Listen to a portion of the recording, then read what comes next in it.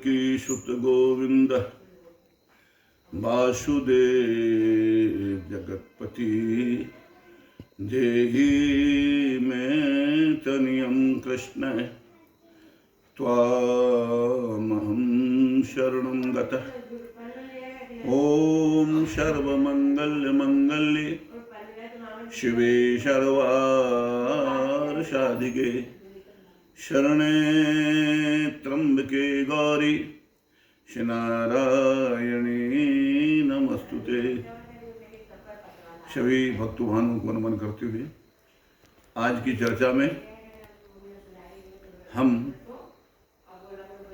एक कहानी का सहारा लेकर के बात को बढ़ाएंगे। हमने सुदामा और कृष्ण के मित्रता की चर्चा सुने और उनसे हमें मित्रता क्या होती है इस बात की जानकारी मिलती है। तुलसी लिखा है कि धीरज धर्म मित्र और नारी आपत काल परखिए चारी। बिना परीक्षा के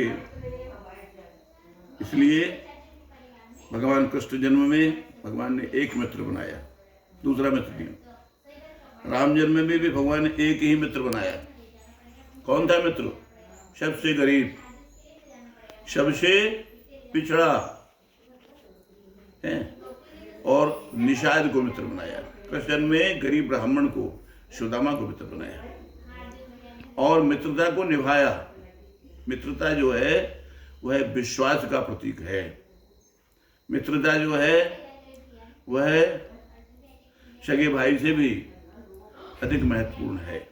मित्रता का निभाना परम दायित्व होता है। मित्रता में कभी भेद नहीं होता, मित्रता में स्वार्थ नहीं होता। मित्रता निस्वार्थ होती है। मित्रता त्याग की कहानी है। मित्रता त्याग की पहचान है। मित्रता सद्मार्ग पे चलाने वाली है। मित्रता सद्धर्म को बताने वाली है। मित्रता जीवन को सहयोग देने वाली है। मित्रता मित्र को राह बताने वाली है। तो इस मित्रता का एक कलयुग में भी उदाहरण आया है। ऐसा बताते हैं कि गांव में एक किसान रहता था, बहुत गरीब किसान था। थोड़ी सी खेती थी और भरा पूरा परिवार था। बड़ा बड़ा ईमानदार था, अपने कर्तव्य का पालन करता था। अधिक समय उसका अपने कृषि कार्य में लगता था। वह किसी से कर्जा नहीं लेता था, अपने बल पर ही अपने परिवार को पालता था और हमेशा आनंद में रहता था। एक उसी गांव के बहुत बड़े जमींदार एक मित्र की तलाश में थे कि मैं मित्र बनाऊं। सारे गांव में देखा कि मित्र के लायक कोई है नहीं। अंत में उसकी नजर उस किसान पर पड़ी। वह सेठ स्वयं, जमादार स्वयं, जमींदार स्वयं उस किसान के घर पहुंचे। भैया मैं तुम्हें मित्र बनाना चाहता हूँ। वो पैरों में गिर गया। हे जमींदार साहब, मैं आपके लायक नहीं हूँ। जमीन और आसमान का अंतर है। मैं आपका मित्र नहीं बन सकता। आप तो मित्र बनाना चाहते, पर मैं आपका मित्र नहीं बनना चाहता।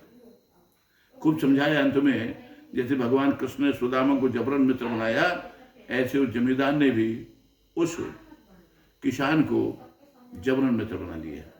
अब मित्र तो बन गए दोनों। कोई किसान सोचता है इस गांव में रहूंगा तो कभी न कभी विपत्ति आने पर मुझे आवश्यकता पड़ सकती है। मैं अपने स्वार्थ के लिए परवश हो सकता हूं। इसलिए यहाँ के मकान को, किसानी को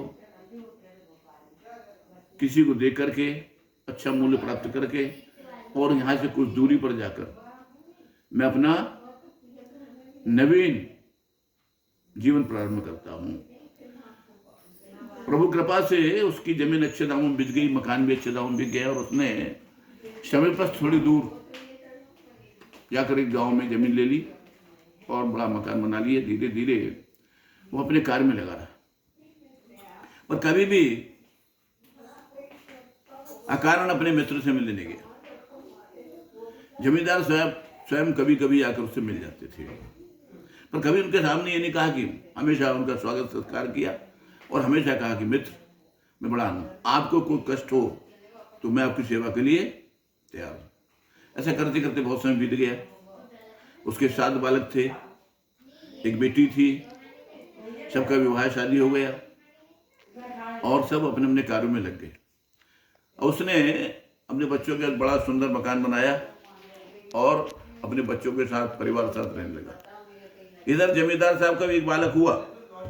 वह बालक बड़ा हुआ और बड़ा होकर के उसने बहुत से मित्र बनाए और हमेशा मौज मस्ती करता रहा, पिता के पैसों को खर्च करता रहा। सेठ ने सोचा, जमींदार ने सोचा कि बहुत प्रॉपर्टी, कोई दिक्कत नहीं है, कितना खर्च करेगा।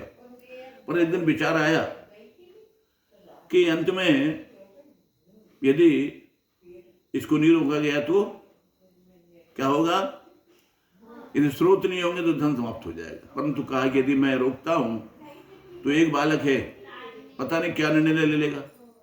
इसलिए एक दिन बड़ा बड़ा प्रेम से, धीरज से बुला कर बिठाया और पूछा, बेटा तुम्हारे कितने मित्र हैं? महाराज बहुत मित्र हैं मेरे पिताजी। क्या ये मित्र खाने पीने वाले हैं कि काम भी आते हैं? क्या मेरे प्राण निछावर करते हैं, जब चाहे वे अपने प्राणों को भी परवाह नहीं करते हो? हाँ, ये सब कहते हैं कि सब प्राण निछावर करने वाले हैं। कभी तो हमने उनसे परीक्षा ली? क्या परीक्षा की जरूरत नहीं है। क्या सुनो, अब किसी मित्र की परीक्षा लो। कैसे? मैं मना नहीं करता, पर कहो कि हमारे पिताजी का दिवाली आउट हो गया है और हमको 5,000 की बहुत आवश्यकता है। तो उन्होंने कहा 5,000 क्या, 50,000, 5 लाख, 10 लाख, 50 लाख देने में हमारे मित्र तैयार हैं। क्या एक आध को फोन लगाओ, एक आध से चर्चा करो। उसने दिन भर फोन लगाया और सब मित्रों ने उसको बहाना, किसी ने भी पैसा नहीं दिया। कारण ये था कि आज मित्र, इस धनवान मित्र को पैसा देंगे तो कल मांगने में दिक्कत होगी, मांगेंगे तो बुराई होगी है। इसलिए किसी ने भी उस मित्र को पैसा नहीं दिया। अंतिम पिता ने कहा पिताजी, अब उनकी परेशानी कुछ थी, पर उन्होंने कहा नहीं कल नहीं परसों। बोले जरूरत तो आज है, कल परसों क्या करेंगे? उसने उसी समय समीपस्थ गांव में गाड़ी निकाली, अपने बेटे को बिठाड़ा कि चलो मैं तुमको अपने मित्र के पास ले चलता हूँ। रात का 10-11 बजा होगा, ठंडी का सीजन था और वह उस मित्र के दरवाजे पर जाकर पहुंचा। सब दस्तक दी और जैसे दस्तक दी कि नाम लिया उस किसान का, उससे जमींदार ने, कि उसने वो दरवाजा खोल करके बाहर आई स्वागत किया, बिठाड़ा और बैठ करके हालचाल लिया, जलपान कराया। इतनी आवाज़ सुनकर के सभी बच्चे उनके जो थे वे एकत्र हो गए, बहुएं एकत्र हो गई हैं, बेटी दामाद भी एकत्र हो गए, सब इकट्ठे हो गए। और सब के सामने उस जमींदार ने कहा, भैया मैं अपने बालक को लेकर आया, मेरा बालक है ये, और मुझे ऐसी कोई आपस होगी कि सुबह तक सूर्योदय के पहले 5,000 नहीं हुए तो मेरा सब कुछ चौपट हो जाएगा। और मित्र हाथ जोड़ के खड़ा हो गया, मित्र मेरे पास कुछ है तो नहीं, बहुत गरीब हूँ, परंतु जो भी आज मेरे पास है, उसने अपनी एक छोटी सी पेटी लाया, जो उसके बाद धन था वो उनको दे दिया कि मेरे पास इतना है, इसके बाद कुछ नहीं है। मैं अपने शरीर से सेवा कर सकता हूँ तुम्हारी, जितना बने। पर बच्चों ने सुना तो बच्चों ने भी सब अपना जो धन एकत्र था वो मिला करके दे दिया।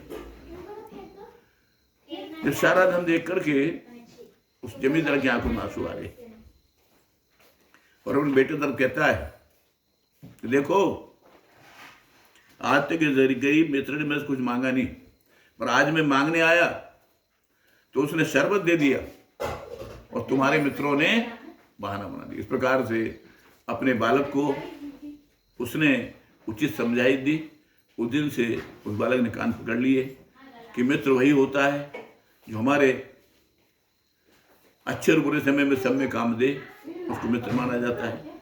इसलिए कभी भी मित्र बनाओ तो अधिक मित्र मत बनाओ, कुछ मित्र बनाना चाहिए और वह भी मित्र ऐसे होना चाहिए जो हमारे लिए सुखदायी हो, हमारी मौज मस्ती में शरीक नहीं होकर के हमारे दुख और सुख में शरीक हो। ऐसे मित्रों की आज आवश्यकता है।